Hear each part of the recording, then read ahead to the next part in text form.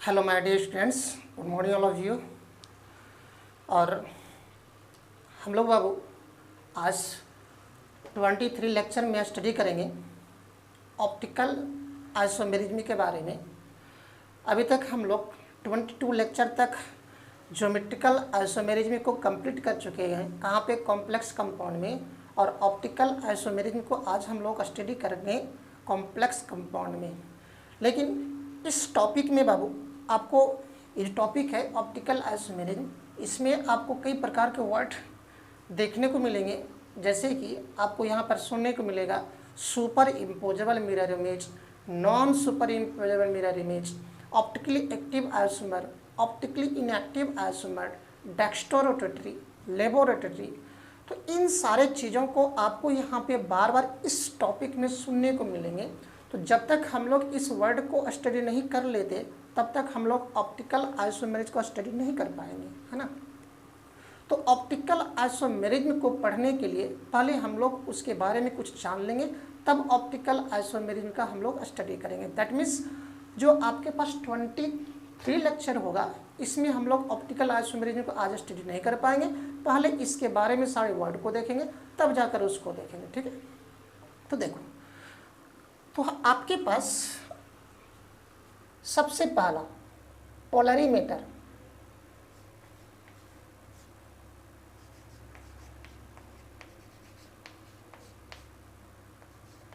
सबसे पहले हम लोग यहाँ पर, क्योंकि ऑप्टिकल एक्टिव और ऑप्टिकली इनएक्टिव चीज़ को जानने के लिए आपको पोलरीमीटर के बारे में जानना पड़ेगा। पोलरीमीटर लगता है कि मीटर, जो पोलरीमीटर है ये है क्या? एक इंस्ट्रूमेंट है बाबू, इंस्ट्रूमेंट जिसकी हेल्प से हम लोग ये आइडेंटिफाई करते हैं कि कोई जो कंपाउंड है, वो ऑप्टिकली एक्टिव है या optically inactive. Optically active, optically inactive क्या है हम लोग सब देख लेंगे, वो आपको इसी से हम लोग पता कर लेंगे। तो पोलरीमीटर से हम लोग पता करते हैं। ये कहाँ मिलेगा आपको? जब आप लेबोरेटरी जाओगे। लेबोरेटरी में, हालांकि आपके पास 12th के सिलेबस में इसके बारे में नहीं है, जब आप आगे स्टडी करोगे, हायर एजुकेशन में करोगे, तब पोलरीमीटर के बारे में पढ़ना पड़ता है, एक्सपेरिमेंट करना पड़ता है, ठीक है। पोलरीमीटर में जैसे कि सुक्रोज किस प्रकार की कंपाउंड ऑप्टिकली एक्टिव है, क्या ऑप्टिकली इनएक्टिव है, डेक्स्ट्रोरोटेटरी है, लेबोरेटरी है, ग्लूकोज किस प्रकार कंपाउंड है, वो एक्सपेरिमेंट करना पड़ता है। तो पोलरीमीटर सिंपल से फंडा ये है कि पोलरीमीटर एक इंस्ट्रूमेंट है जिससे कि हम लोग किसी कंपाउंड या वो तो मॉलिक्यूल, सॉरी वो या तो आयन हो सकती है या तो मॉलिक्यूल हो सकते हैं, उसके क्या करते हैं हम लोग, ये डिटेक्ट करते हैं कि उसकी नेचर क्या है, वो ऑप्टिकली एक्टिव है या ऑप्टिकली इनएक्टिव है। तो पहले मैं थोड़ा सा इसके बारे में लिख दूँ। It is an instrument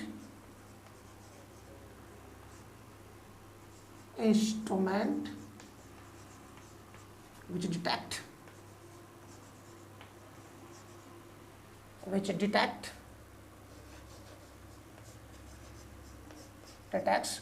the nature of optically active और ऑप्टिकली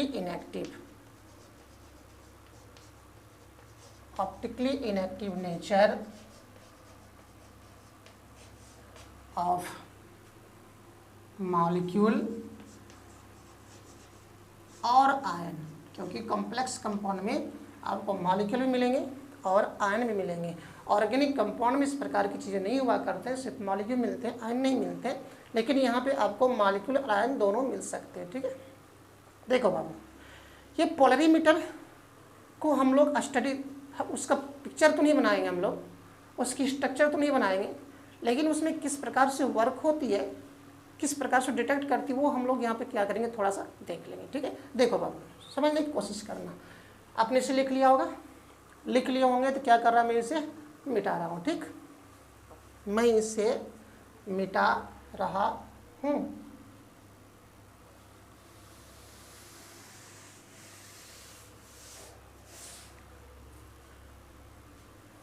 पोलरीमीटर,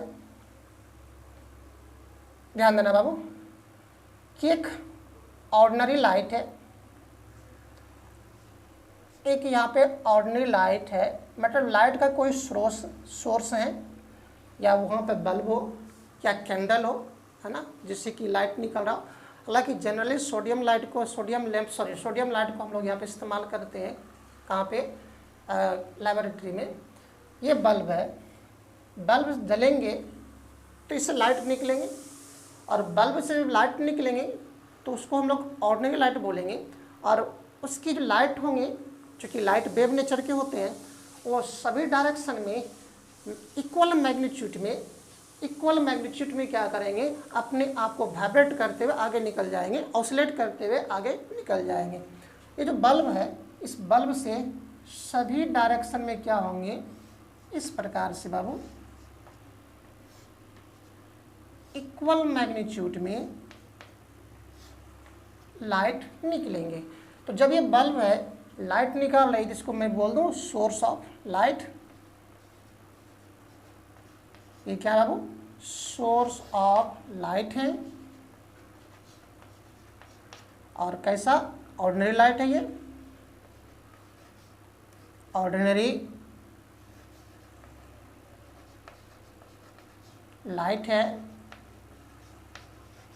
और ये जो ऑसिलेट करेंगे, वाइब्रेट करेंगे सभी प्लेन में, एक्स वाई जेड प्लेन, जैसे X plane, Y plane, Z plane, सभी प्लेन में क्या करेंगे, इक्वल मैग्नीट्यूड में वाइब्रेट करेंगे, है ना।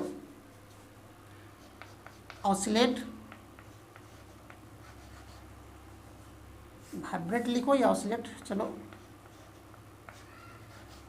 ऑसिलेट इन ऑल डायरेक्शन, है ना, सभी डायरेक्शन में क्या करेंगे, इक्वल मैग्नीट्यूड में ऑसिलेट करेंगे। समझने की कोशिश करना बाबू। ये जो लाइट है, इस लाइट को प्रवेश कराई जाती है कहाँ पे, उस पोलरीमीटर में, जिस पोलरीमीटर में सब्सटेंस को भरी जाती है, उस सब्सटेंस को भरेंगे कि वो क्या ऑप्टिकली एक्टिव है या इनएक्टिव है। उसकी नेचर को जानने के लिए पोलरीमीटर है। पोलरीमीटर में ग्लास का ट्यूब बनी होती है, उस ग्लास ट्यूब में क्या होते हैं, सब्सटेंस को डालेंगे, और सब्सटेंस को डालकर हम लोग देखेंगे कि वो सब्सटेंस ऑप्टिकली एक्टिव है या इनएक्टिव है। उसको जानने के लिए आपको लाइट की आवश्यकता पड़ेगी, ठीक है। देखो, ये जो सभी डायरेक्शन में वाइब्रेट करने वाली लाइट है, उसको ये पास करेगी अब कहाँ से, एक प्रिज्म से, जिसको बोलते हैं हम लोग निकोल प्रिज्म बोलेंगे, और ये कहाँ लगी होगी, पोलरीमीटर में लगी होती है। इस प्रकार से बाबू दो प्रिज्म का बना हुआ स्ट्रक्चर है, एक प्रिज्म, दो प्रिज्म, बाय प्रिज्मेटिक स्ट्रक्चर है, बाय प्रिज्मेटिक स्ट्रक्चर है। और इस प्रिज्म को कहा जाता है निकोल प्रिज्म,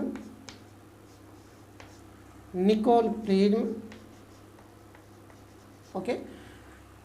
जब ये लाइट जो सभी डायरेक्शन में वाइब्रेट कर रही थी, जब ये निकोल प्रिज्म से होकर गुजरेंगे, तो निकोल प्रिज्म की क्वालिटी होते हैं कि ये जो लाइट इस निकोल प्रिज्म पर आकर जैसे ही निकोल प्रिज्म पर पड़ेंगे, ये सभी लाइट इस निकोल प्रिज्म से निकलने के बाद वो एक ही प्लेन में वाइब्रेट करते हुए आगे बढ़ना शुरू कर देती है ना बाबू। देखो, ये लाइट थे, सभी डायरेक्शन जा रहे थे, जैसे प्रिज्म से निकलेंगे वो अब लाइट क्या करेंगे, सिंगल प्लेन में, एक प्लेन में वाइब्रेट करते हुए आगे निकलना शुरू करेगा। इस प्रकार से आगे बढ़ना शुरू करेगा, ओके। चूँकि अब ये जो लाइट थे वो एक ही प्लेन में वाइब्रेट करते हुए आगे बढ़ रहे हैं, तो हम लोग इसको बोलेंगे प्लेन पोलराइज्ड लाइट। क्यों? क्योंकि इस लाइट को इस निकोल प्रिज्म ने क्या कर दिया, पोलराइज्ड कर दिया। कहाँ पे? एक ही प्लेन में बढ़ने के लिए। इसलिए इस लाइट को नाम दिया था प्लेन पोलराइज्ड लाइट। ओके बाबू, शॉर्ट में लिखेंगे पीपीएल। और कहाँ पर करेंगे बाबू? Oscillate in one plane. Okay, जो लाइट सभी प्लेन में वाइब्रेट कर रहे थे, अब जैसे निकल प्रिज्म से गुजरी, ये निकल प्रिज्म कहाँ लगे हैं, पोलरीमीटर में लगे हुए हैं, उन लाइट को क्या किया, एक प्लेन में वाइब्रेट कर दिया, एक ही प्लेन में वाइब्रेट करते हुए आगे बढ़ेंगे, मतलब इस लाइट को पोलराइज कर दिया। किसने, इस निकोल प्रिज्म ने। इसलिए निकोल प्रिज्म को पोलराइजर भी कहा जाता है, पोलराइजर भी इसको हम लोग कहेंगे। ठीक है बाबू। अब जब ये लाइट आगे बढ़ी, ये कहाँ हो रहा है, पोलरीमीटर में हो रही है। उसी पोलरीमीटर में, उसी पोलरी, मान लिया कि पोलरीमीटर पूरा इंस्ट्रूमेंट है, मान लिया जाए, है ना। इससे क्या हुआ, ये वाइब्रेट लाइट, ये जो लाइट थी, बल्ब का लाइट सभी डायरेक्शन में गया, सभी डायरेक्शन में गया। इसमें निकोल प्रिज्म था, यहाँ पे निकोल प्रिज्म है, निकोल प्रिज्म से निकल कर क्या हुआ, लाइट एक ही डायरेक्शन में चलना शुरू कर दिया, है ना। और अब उसी के अंदर में इस प्रकार से ग्लास का ट्यूब लगा होता है। ओके बाबू, ग्लास का ट्यूब, और इस ग्लास के ट्यूब में हम लोग सब्सटेंस को भरते हैं, कंपाउंड को भरते हैं, मॉलिक्यूल को भरते हैं, आयन को भरते हैं, उसके सॉल्यूशन को, है ना। जैसे कि सुक्रोज को हमको पता करना है ऑप्टिकली एक्टिव है या नहीं है, तो उस सुक्रोज का क्या करेंगे, सॉल्यूशन लेंगे और सॉल्यूशन को इस ग्लास के ट्यूब में डाल देंगे। ठीक है, जैसे कि हमको पता करना है ग्लूकोज, ग्लूकोज ऑप्टिकली एक्टिव है या नहीं है, तो उसके सॉल्यूशन को इस ग्लास ट्यूब में भरेंगे। तो उसी ग्लास ट्यूब को अब हम लोग यहाँ दिखा रहे हैं, जिससे क्या होगा, प्लेन पोलराइज्ड लाइट क्या करेगी, पास करेगी। ठीक है बाबू, देखो एक ग्लास ट्यूब है, एक ग्लास ट्यूब है, इस ग्लास ट्यूब में क्या भरा हुआ है, सॉल्यूशन भरा हुआ है, किसके, कंपाउंड के।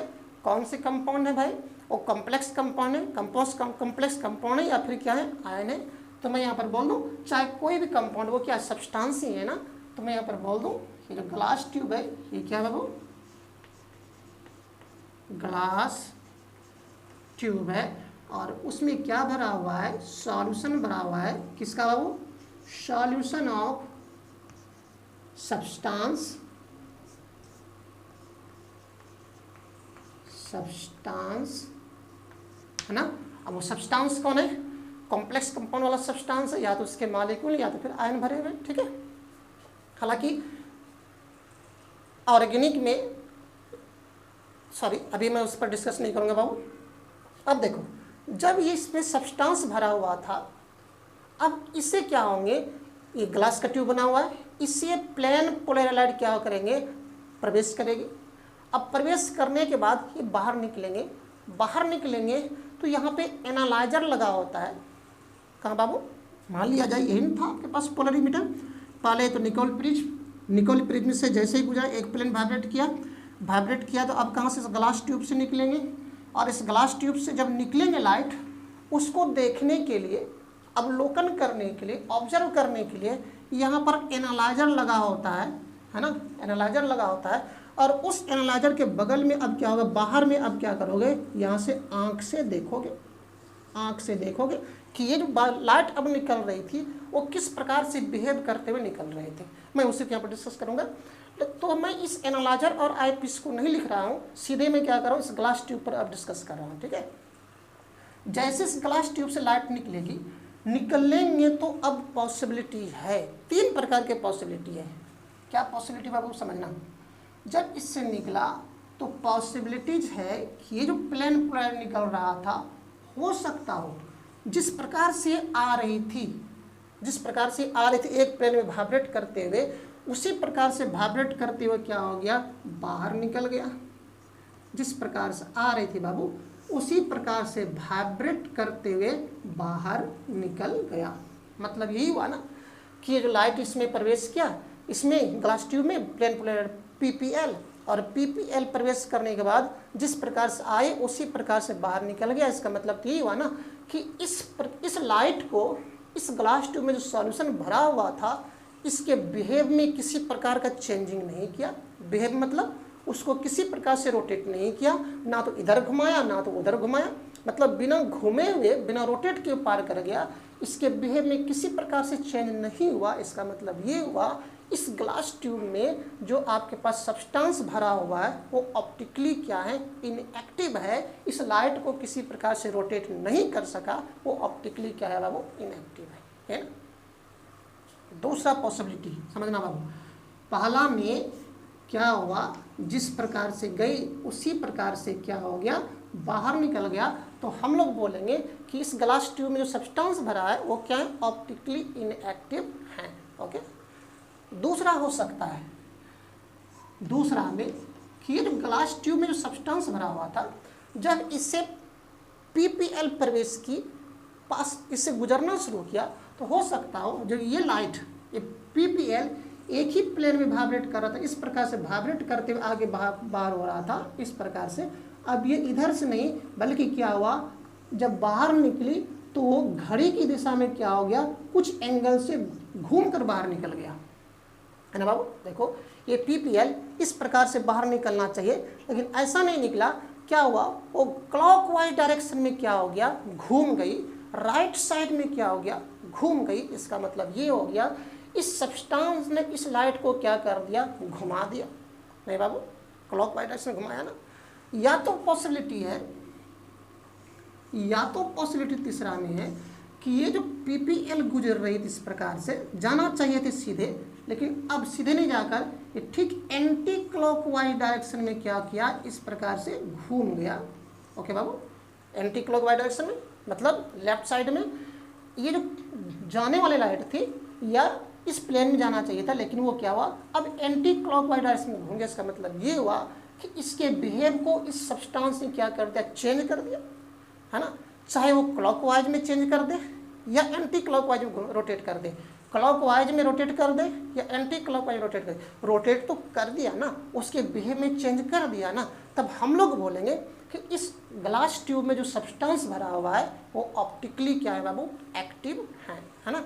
अगर उसके नेचर में किसी प्रकार का चेंजिंग नहीं होगा तो हम लोग बोलेंगे ऑप्टिकली इनएक्टिव है। और अगर पीपीएल को अगर क्या कर दिया उसने, उसके बिहेव में चेंज कर दिया, या तो क्लॉकवाइज डायरेक्शन में रोटेट कर दिया या तो एंटी क्लॉकवाइज डायरेक्शन में रोटेट कर दिया, तो हम लोग क्या बोलेंगे, वो ऑप्टिकली एक्टिव है। ओके। तो देखो, तो ये जो सब्सटेंस इसमें भरा हुआ था उस लाइट को क्या कर दिया, उसके नेचर को या तो चेंज कर दिया, सॉरी उसके बिहेव को या तो चेंज कर दिया या तो चेंज नहीं किया या तो चेंज कर दिया। तो इसी बिहेव को हम लोग क्या करते हैं, इस पोलरीमीटर से नापते हैं। पोलरीमीटर में सब था बाबू, इसीलिए हम लोग का डिफाइन किए थे, पोलरीमीटर एक इंस्ट्रूमेंट है जो कि किसी कंपाउंड की ऑप्टिकली एक्टिविटी को मेजर करने के लिए हम लोग यूज करते हैं। तो ऑप्टिकली इनएक्टिव क्या हो गया सब्सटेंस, वैसा सब्सटेंस जो प्लेन पोलराइज लाइट के बिहेव में किसी प्रकार का चेंज नहीं लाती है, उसको हम लोग ऑप्टिकली इनएक्टिव बोलेंगे।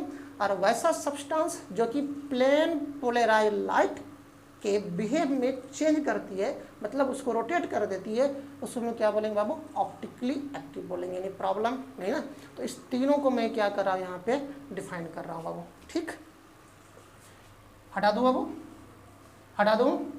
चलो प्यारे प्यारे बच्चों, आप थोड़ा सा ध्यान देना। ये सब पीपीएल आप फिजिक्स में भी पढ़ते हो, मैं इसे मिटा रहा हूँ। ये पोलराइजर था, ये पीपीएल था। अब इस सब का घटना कहाँ हो रही थी बाबू, पोलरीमीटर में हो रही थी। तो मैं यहाँ पर पहला देखो नोट करके मैं पहला ऑप्टिकली इनएक्टिव ऑप्टिक्स, फिजिक्स पढ़ते हैं ऑप्टिक्स। ऑप्टिक्स में क्या पढ़ते हो, जैसे रे ऑप्टिक्स हो, मतलब वो जब कोई रेज किसी मिरर से निकलती है, किसी लेंस निकलती है, उसका इमेज कहाँ बनती है, तो उस रेज के बारे में पढ़ते हो ना। तो यहाँ भी तुम लोग ही पढ़ते हैं, रे जो लाइट था, लाइट को किधर घुमाया नहीं घुमाया, तो उसी बारे में यहाँ भी देख रहे थे हम लोग। ठीक बाबू, देखो यहाँ पे ऑप्टिकली इनएक्टिव सब्सटेंस किसको बोलेंगे हम लोग, ऑप्टिकली इनएक्टिव, द सब्सटेंस। वो सब्सटेंस क्या हो सकते हैं बाबू, मॉलिक्यूल भी हो सकते हैं या आयन भी हो सकते हैं। हम लोग देखेंगे यहाँ पे द सब्सटेंस और विच क्या रोटेट करेगा, क्या नहीं ना, which do not rotate PPL, जो कि पीपीएल को क्या करती है, वो रोटेट नहीं करती है, इट्स कॉल्ड क्या बाबू, ऑप्टिकली इनएक्टिव। क्या बोलेंगे बाबू, ऑप्टिकली इनएक्टिव। और ऑप्टिकली इनएक्टिव को हम लोग केमिकल लैंग्वेज में कहते हैं, अपने रसायन की भाषा में कहते हैं एकायरल, है ना। ऑप्टिकली इनएक्टिव सब्सटेंस बोले तो एकायरल, एकाय है ना, एकायरल ऑप्टिकली इनएक्टिव मॉलिक्यूल या ऑप्टिकली इनएक्टिव आयन, है ना, मतलब एकायरल मॉलिक्यूल या एकायरल आयन कहेंगे, ठीक हो। It's called optically inactive substance, ठीक है। दूसरा ऑप्टिकली क्या बाबू, एक्टिव, ऑप्टिकली एक्टिव सब्सटेंस या ऑप्टिकली एक्टिव मॉलिक्यूल या ऑप्टिकली एक्टिव आयन, ठीक है। क्या करेगी, पीपीएल को रोटेट कर देगा। अब रोटेट कहीं भी हो सकता है, क्लॉकवाइज डायरेक्शन भी हो सकता है, एंटी क्लॉकवाइज डायरेक्शन में भी हो सकता है, ठीक है। मैं इसी में कर देता तो अच्छा रहता, समय बच जाता। चलो लिखता हूँ, द सब्सटेंस क्या हो सकते हैं बाबू, या तो मॉलिक्यूल हो सकते हैं या तो आयन हो सकते हैं, है ना। The substance which rotates plane polar light in clockwise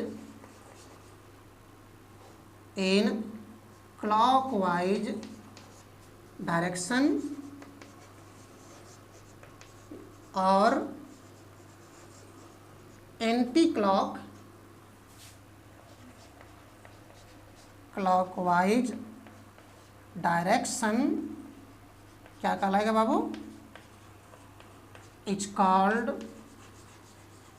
वैसे सब्सटेंस को क्या नाम देंगे, जो सब्सटेंस था वो या तो उसे क्लॉकवाइज डायरेक्शन में रोटेट कर दिया घड़ी की दिशा में, या तो एंटी क्लॉकवाइज डायरेक्शन में रोटेट कर दिया, it's called optically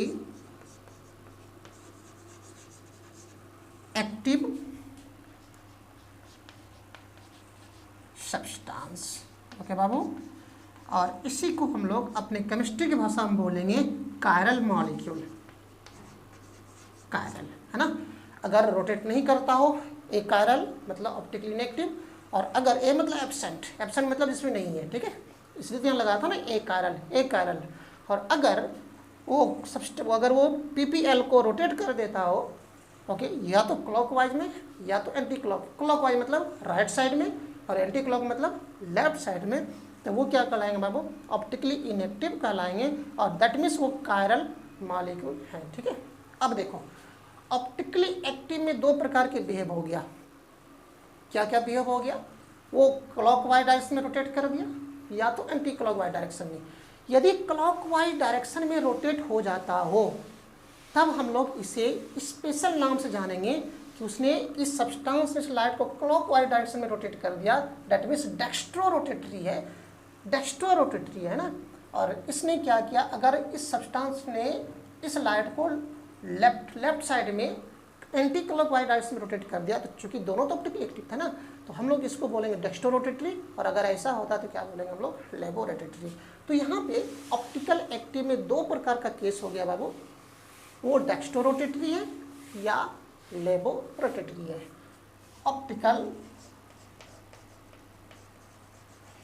optically active, okay बाबू। तो दो केस हो गया ना, केस 1, लाइट किधर घुमा दिया, क्लॉकवाइज डायरेक्शन में रोटेट कर दिया, या फिर एंटी क्लॉकवाइज डायरेक्शन में, ये जानना पड़ेगा। इसको जानने के लिए आप घर पे काम नहीं कर सकते, आपको लेबोरेटरी में जाना पड़ेगा बाबू। देखो case 1, if PPL is rotated किधर है बाबू, इन क्लॉकवाइज डायरेक्शन, घड़ी की दिशा में घूमता हो, क्लॉकवाइज डायरेक्शन बोले तो राइट साइड, राइट साइड, ये ना आपके बुक में ये लिखा होगा। If PPL is rotated in clockwise direction, then such substance is known as, short में लिखा हो, known as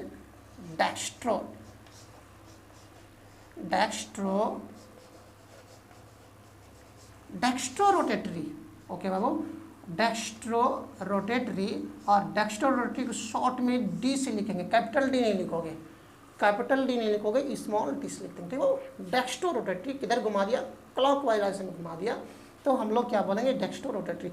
और यदि केस टू हो सकता है कि if PPL is rotated in anti-clockwise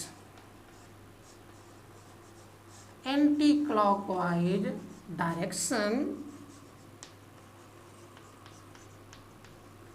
okay बाबू, बोले तो लेफ्ट साइड, ओके बाबू, left side, anti clockwise direction, then यहाँ पे देन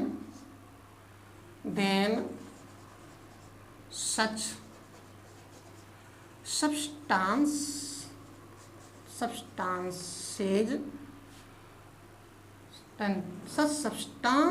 is called, क्या कहलाएंगे बाबू, क्या कहलाएंगे, इज कॉल्ड, बेटर होगा, इज नॉन एज, क्या बाबू,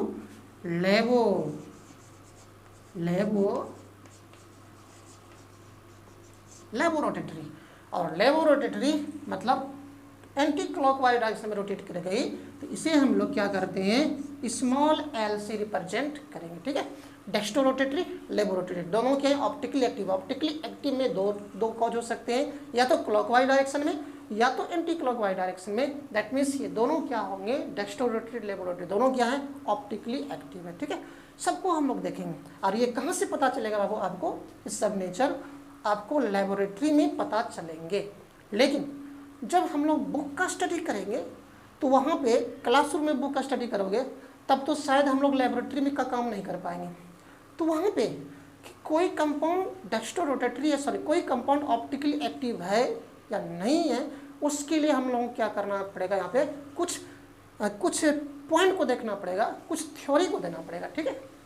देखो बाबू, चलो ये तो हम लोग देख लिए ऑप्टिकली एक्टिव और ऑप्टिकली इनएक्टिव क्या है। यदि लाइट को, कौन सा लाइट बाबू, प्लेन पोलराइज लाइट को क्लॉक अगर सब्सटेंस से पास कराओगे, सब्सटेंस के सॉल्यूशन से पास कराओगे, अगर उसके बिहेव में किसी प्रकार का चेंजिंग नहीं लाता हो तो वो ऑप्टिकली इनएक्टिव था, और अगर ला देता हो तो ऑप्टिकली एक्टिव था। अब ऑप्टिकली एक्टिव में लाने का दो कारण था, क्लॉकवाइज डायरेक्शन में रोटेशन कर दिया डेक्स्ट्रो रोटेटरी, और एंटी क्लॉकवाइज डायरेक्शन रोटेट कर दिया लेबोरोटेटरी। अब देखो नेक्स्ट, देखो यहाँ पे जो हमारे पास है super imposable mirror, super imposable mirror image है ना, सुपर इम्पोजेबल मिरर इमेज।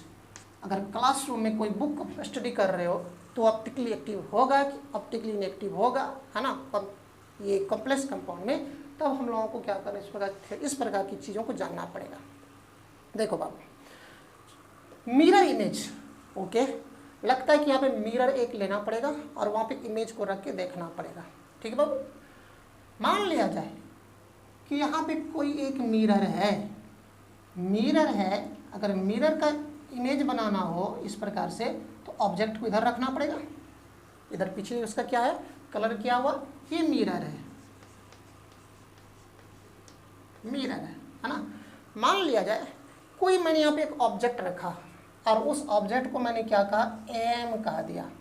हालांकि एम ये सब हम लोगों को यहाँ पे नहीं रखना है, बट मैंने समझाने के लिए कह रहा हूँ।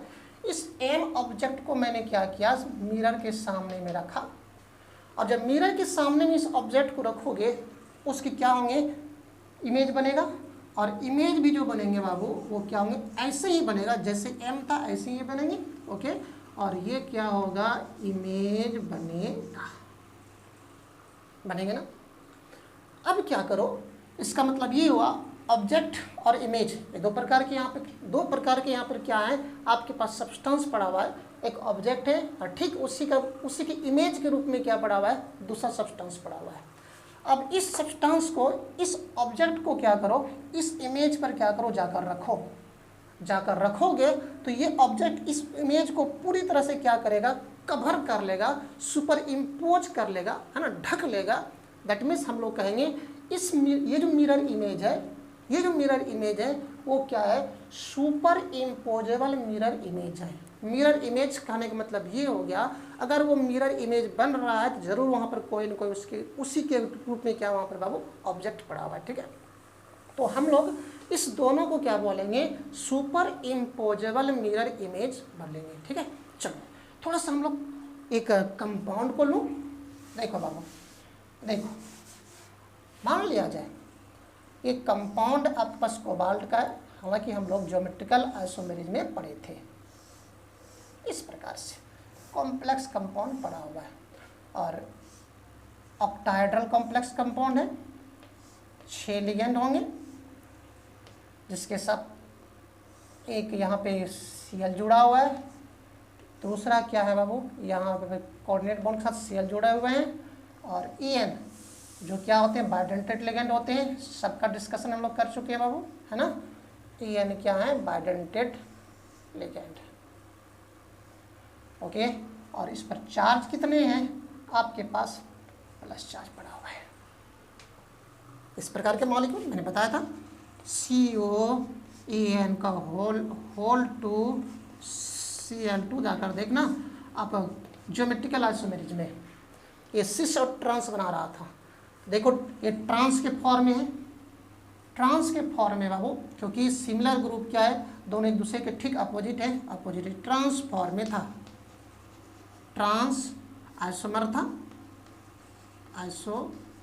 इसका सिस और ट्रांस बनेंगे। ओके बाबू, अगर इस कंपाउंड को मिरर के सामने में रखा जाए तो शायद इसका जो इमेज बनेगा ऐसा ही बनेगा।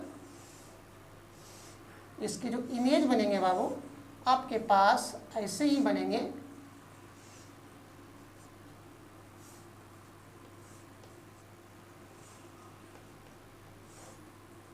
आप इस प्रकार से Cl, ये वाला इधर दिखेगा, नहीं दिखेंगे क्या, और ये वाला जो है इधर दिखेंगे। क्या हो, ये आपके पास क्या था, ट्रांस आइसोमर में ऑब्जेक्ट रखा हुआ था और इस ऑब्जेक्ट का क्या हुआ, ये इमेज बना। जरा मुझे देखो, बताओ कि इस ऑब्जेक्ट को जरा इस पे जाकर कवर कर दो। ओके बाबू, अगर ऑब्जेक्ट को इस पे रखोगे तो क्या होगा, वो कवर कर जाएगी, और कवर हो गया मतलब सुपर इम्पोज कर दिया, और सुपर इम्पोज कर दिया तो हम लोग बोलेंगे कि ये जो मिरर इमेज है वो दोनों क्या एक दूसरे के सुपर इम्पोजेबल हैं। क्या बाबू, अगर ये कहीं पे सुपर इम्पोजेबल मिरर इमेज बनता हो तो वो क्या होते हैं, ऑप्टिकली इनएक्टिव होते हैं। जैसे कि अब यहाँ से क्या करें, इसको हटा देगा और आपको दे देगा ये कंपाउंड, ये जो कंपाउंड है वो क्या होंगे, ऑप्टिकली एक्टिव होंगे या ऑप्टिकली इनएक्टिव होंगे। तो क्या करो, तुरंत इसके सामने में मिरर लगाओ। अब मिरर लगा के क्या करो, इमेज बना लो। इमेज बनाओगे तो जैसे ये है वैसे उसका तुरंत इमेज बनाओगे, और इमेज को बनाकर करो क्या क्या करोगे, उसको उस पर रख कर देखो, कंपैरिजन करके देखो। तो जैसे रखोगे, अगर उसको कवर कर लिया, वो सुपर इम्पोज मिरर इमेज बन गई। और अगर सुपर इम्पोज मिरर इमेज बन रहा है तो वो क्या होते हैं, ऑप्टिकली इनएक्टिव होते हैं। ठीक है ना। या फिर हम लोग इसी को एडवांस रूप में कहते हैं कि देखो, अगर इसको इस प्रकार से बांट दो, बांटोगे तो 2 इक्वल हाफ में बढ़ जाएगा। अगर इस प्रकार से बांटोगे बाबू, या इस प्रकार से बांटोगे तो 2 इक्वल हाफ में बढ़ जाएगा। और अगर कहीं भी 2 इक्वल हाफ में बढ़ता हो, उसको हम लोग कहते हैं, बांटने वाला जो लकीर होती है, लाइन, उसको कहते हैं प्लेन ऑफ साइमेट्री होते हैं। तो यदि किसी मॉलिक्यूल से प्लेन ऑफ साइमेट्री गुजरता हो तो वो क्या होते हैं, ऑप्टिकली इनएक्टिव होते हैं। प्लेन ऑफ साइमेट्री मतलब इसको इस प्रकार से बांट दो, देखो 2 इक्वल हाफ में बट गया, या तो इस प्रकार से बांट दो, 2 इक्वल हाफ में बट गया।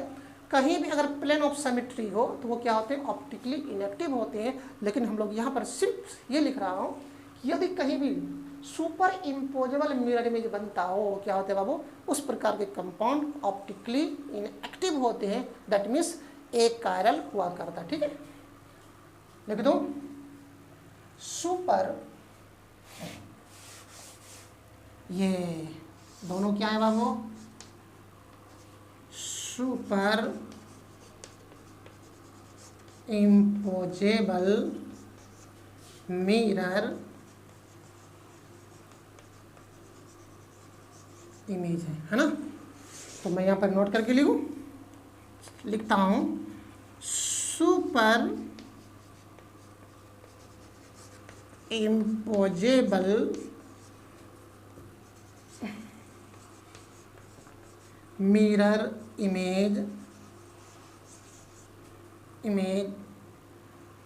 इमेजेज आर किस प्रकार के बाबू, ऑप्टिकली इनएक्टिव और एकायरल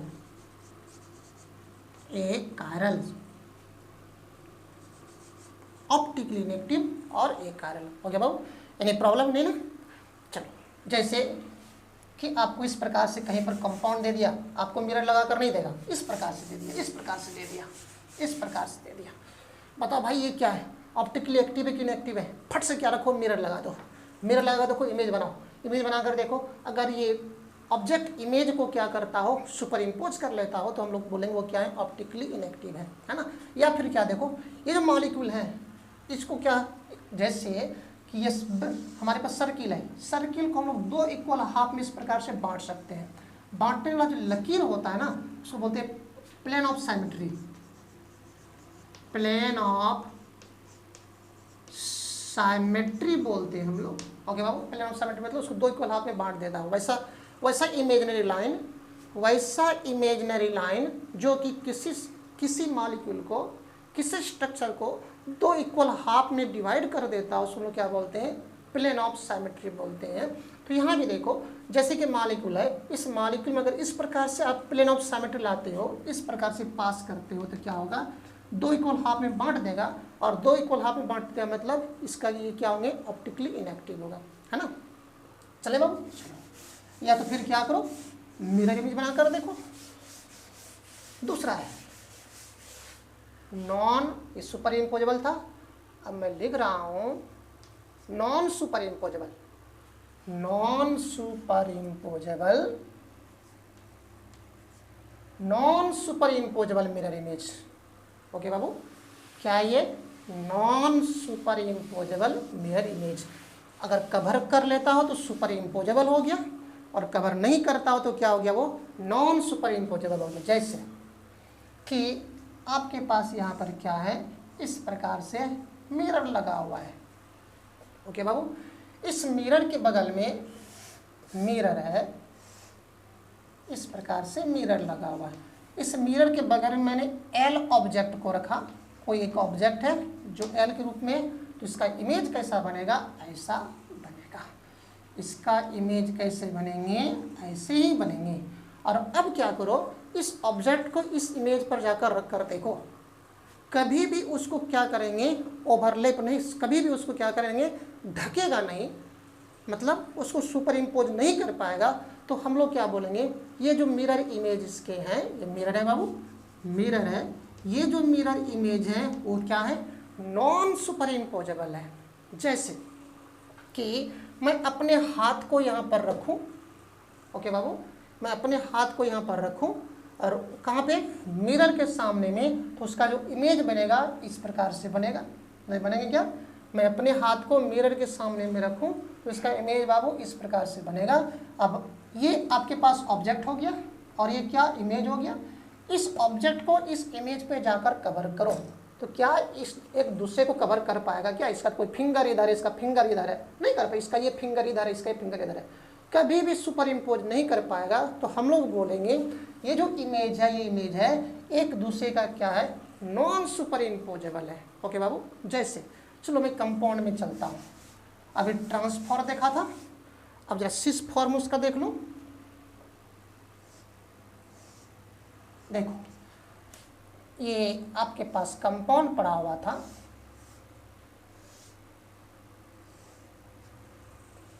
कोबाल्ट है,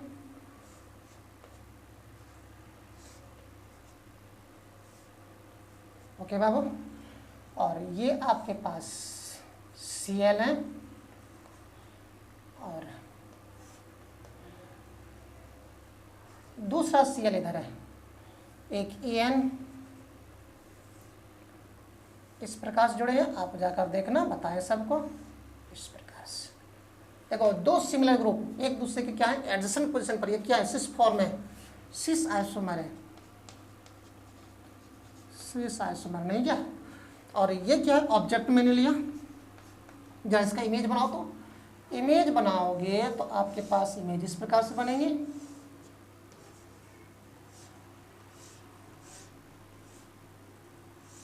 इमेज जो Cl है, ये Cl इधर दिखेगा और ये जो Cl है, Cl तो ऊपर का ऊपर दिखेगा ना। और यहाँ पे बाबू ये जो En है, ये En इधर दिखेगा, ओके। और ये जो En है, ये कहाँ दिखेंगे, इधर दिखेंगे, है ना। ये क्या बना बाबू, इमेज बना, ओके। जब इमेज बने तो फिर क्या, आप जरा इसको इस पर रखो, इसको इस पर रखो। जब इसको इस पर रखोगे तो क्या ये इसको सुपर इम्पोज कर पाएगा क्या, कभी कवर कर पाएगा क्या? देखो खुद से करके देखो। तो ये जो इमेज है इसको क्या, ये जो ऑब्जेक्ट है इसको सुपर इम्पोज नहीं कर पाएगा। तो हम लोग बोलेंगे ये क्या है बाबू, non superimposable mirror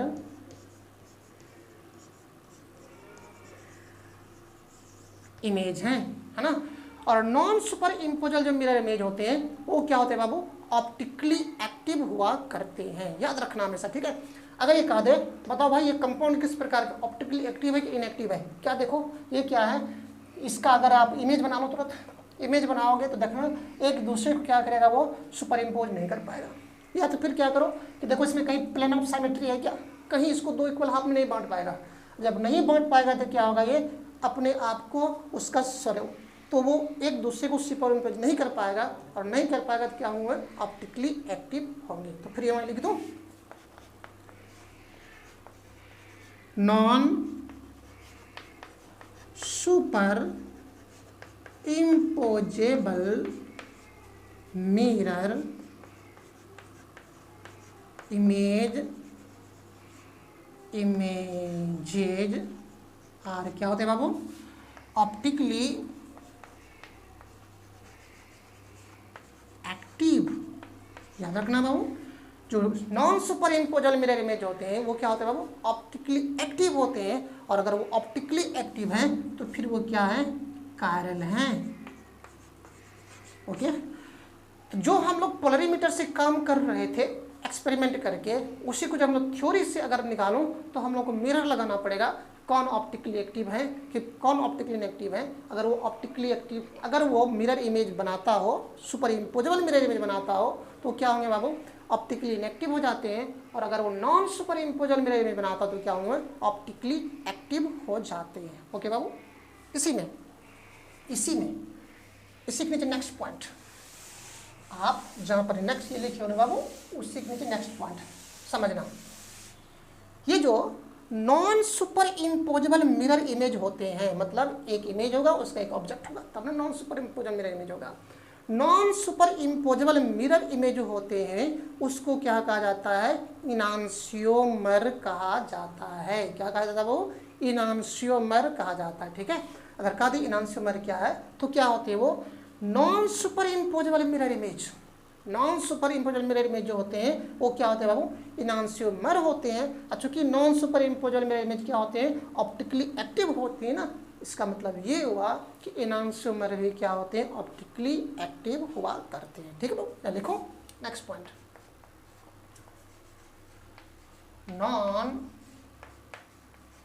non super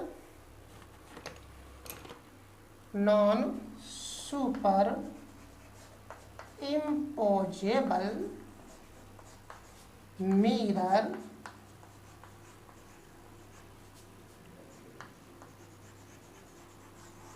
images are called क्या बाबू, enantiomers।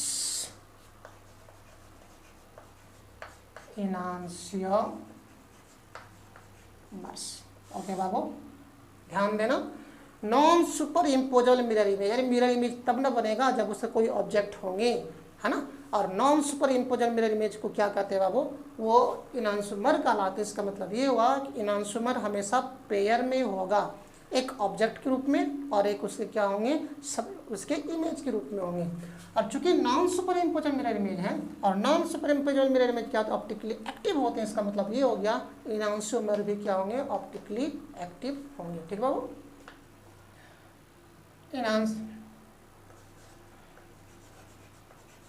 इनांशियोमर्स are optically active. क्या बाबू, ऑप्टिकली एक्टिव बोले तो कायरल, क्या बाबू, कायरल होते हैं ना।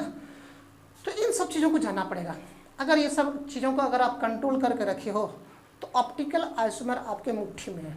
ऑप्टिकल आइसोमर कुछ भी नहीं है बाबू। ऑप्टिकल आइसोमर को जानने के लिए आपको इस चीज़ को जानना पड़ता कि वो ऑप्टिकली एक्टिव है कि ऑप्टिकली इनएक्टिव है, मीन्स कायरल है कि अकायरल है। और इसके उससे रिलेटेड जितनी भी चीज़ें थी, जितने भी कॉन्सेप्ट थे, मैंने आपके सामने में रख दिया हूँ। ठीक है, अब हम लोग क्या हैं कि अपने आप को अब रेडी कर चुके हैं, प्रिपेयर कर चुके हैं, कहाँ पे, ऑप्टिकल आइसोमर को पढ़ने के लिए। ठीक है, ऑप्टिकल आइसोमर को अब हम लोग बड़ी आराम से पढ़ सकते हैं अगर इन सब चीज़ों को आप क्लियर कर चुके हैं। ऑप्टिकल आइसोमर हम लोग नेक्स्ट लेक्चर में देखेंगे। नेक्स्ट लेक्चर में हम लोग उसको कंप्लीट कर लेंगे। तो आपका क्या होगा, आइसोमेरिक जो कंप्लीट हो जाएगी तब हम लोग अगला जो उसके पार्ट आएंगे तब उस पर स्टडी करेंगे, है ना। तो बाबू मैं थोड़ा सा आपको इन्फॉर्मेशन दे दूं। अगर आपको वीडियो देखने में प्रॉब्लम हो रही हो तो क्या करें, मेरे यूट्यूब चैनल पर जाओ और प्लेलिस्ट को खोलो। प्लेलिस्ट में सारे मैं वीडियो को क्या किया हूँ, एक हेडिंग के साथ डाल दिया हूँ। कॉम्प्लेक्स कंपाउंड का अलग से हेडिंग डाला हुआ है, मेटलर्जी का अलग से डाला हुआ है, 11th के क्लास का अलग से डाला हुआ है। तो वहाँ पर जाकर देखो, आपको सारे वीडियो क्या करेंगे, बड़ी ही एक ऑर्डर मिल जाएंगे, जिससे कारण क्या होगा, आप आराम से उसका स्टडी कर सकते हो। ठीक है, तो प्यारे प्यारे बच्चों, अब नेक्स्ट वीडियो के लिए मैं क्या करता हूँ, ऑप्टिकल आइसोमेरिज्म के लिए क्या करता हूँ, आपके साथ फिर से उपस्थित होता हूँ। कहाँ पे, नेक्स्ट वीडियो में। तब तक के लिए आप क्या करिए, सुरक्षित रहिए, सेफ रहिए, खुश रहिए और अपने आप को हमेशा स्टडी में लगाइए रखिए। ठीक है, तो मैं फिर से उपस्थित होता हूँ नेक्स्ट वीडियो में। तब तक के लिए आप सभी को आर के सेन की तरफ से प्यारे प्यारे से गुड मॉर्निंग, सब प्यारे आर के सेन की तरफ से सबको best of luck. Thank you.